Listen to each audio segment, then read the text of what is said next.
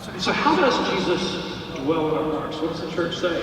Well, St. Thomas Aquinas says that Christ dwells in us as the known is in the knower and the beloved is in the lover.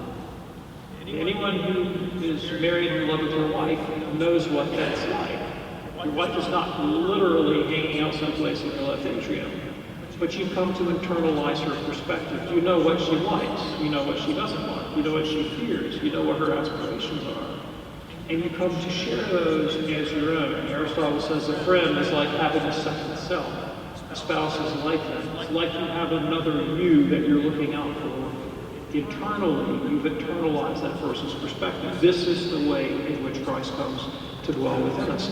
Now, this is not the kind of knowledge that you gain simply from the Baltimore Catechism or from a recitation of the Creed. It is a change in your inner being. And that's why Paul can say, I pray that out of his glorious riches he may strengthen you with power through his Spirit in your inner being, so that Christ may dwell in your hearts through faith. And having been rooted and established in love, you may have power with all the Lord's holy people to grasp how wide and long and deep and high is the love of Christ, and to know this love that surpasses knowledge. This is a knowing that is not merely propositional. It's not merely verbal or discursive. This is a knowing by way of participation.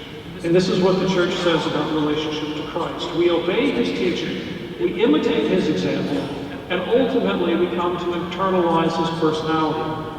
Everything else in the faith is ordered to this end. It's what Jesus called the one thing necessary. St. Teresa says all the believer in prayer has to do, and we must not forget this, for it is very important, is to labor and be resolute, and to prepare yourself with all possible diligence to bring your will into conformity with the will of God.